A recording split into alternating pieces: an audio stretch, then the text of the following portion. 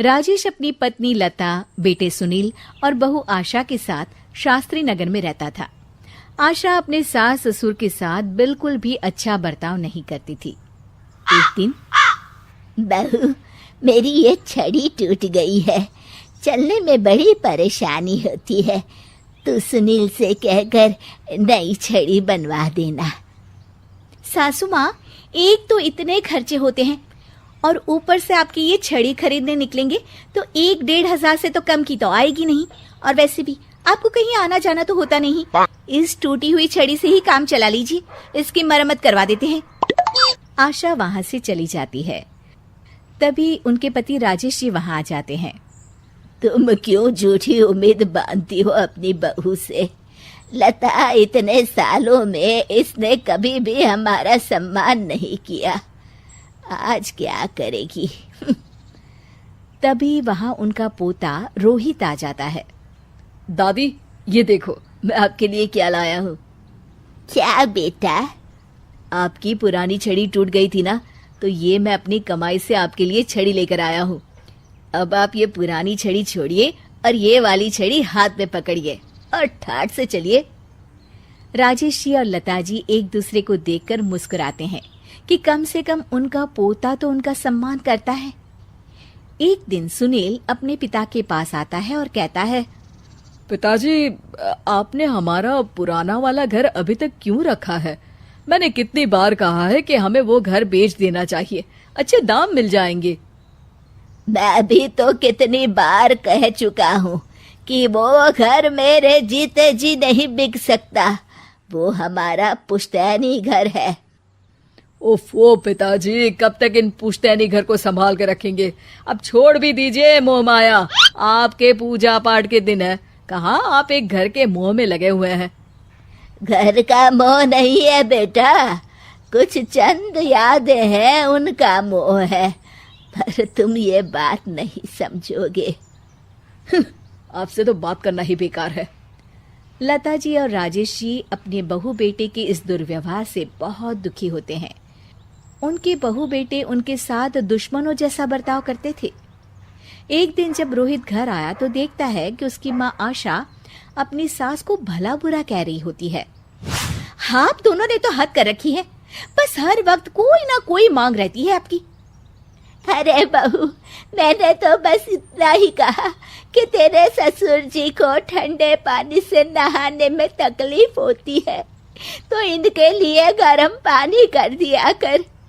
अगर मेरे हाथ पांव चल रहे होते ना, तो मैं ही कर देती, तुझसे ना कहती।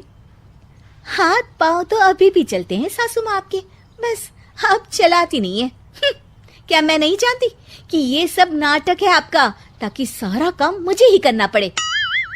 आशा वहां से चली जाती है और रोहित अपनी दादी के साथ इतना दुर्व्यवहार होता देख गुस्से से तिल मिला जाता है। वो गुस्से में अपनी माँ के पास जाता है।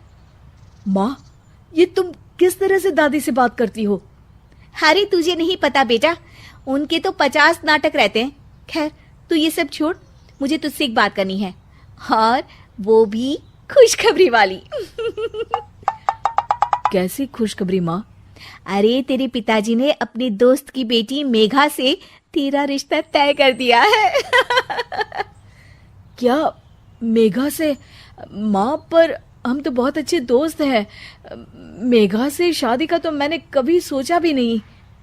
अरे नहीं सोचा तो अब सोच लेना। रोहित और मेघा बाहर एक दूसरे से मिलते हैं और बातें कर रहे होते हैं। मेघा, मुझे पता है कि हम दोनों की शादी होने वाली है, पर मैं तुम्हें एक बात अभी से बता देना चाहता हूँ। क्या रोहित? यही कि मेरी माँ एक अच्छी सास नहीं बनेगी, क्योंकि वो एक अच्छी बहू नहीं है। पर रोहित, आंटी को तो मैं बचपन से जानती हूँ, वो तो बहुत अच्छे स्वभाव की हैं। वो स्वभाव पता नहीं मेरे दादा दादी जी के लिए क्यों नहीं दिखता। उन्हें तो वो हर वक्त बुरा भला ही कहती रहती है। मैं चाहता हूँ कि उन्हें ये पता चले कि वो ये बहुत गलत कर रही है। मैंने कुछ सोचा है जिससे माँ सही रास्ते पर आ सकती है। मेघा, क्या तुम इसमें मेरा साथ दोगी? तुम जैसा कहोगी मैं वैसा ही करूंगी रोहित, मैं तुम्हारे साथ हूँ। मेघा और रोहित दोनों की शादी हो जाती है और मेघा अब आशा की बहू बनकर उनके घर आती है। बहू, ये देख, मैंने तेरे लिए ये हार बनवाया है। ये भी कोई हार है? मैं तो सोच रही थी कि आप मुझे डायमंड नेकलेस देंगी, पर ये क्या सस्ता सा हार पकड़ा दिया आपने मुझे। आशा को ये सुनकर गुस्सा आ जाता है। वो मेघा पर बरस पड़ती है। बहू, मैं तुम्हारी सास हूँ, मुझसे तमीज से बात किया करो, समझी? वरना अच्छा नहीं होगा। मम्मी जी, मैं भी आपकी बहू हूँ, आप भी मुझे ये धमकी मत दीजिए।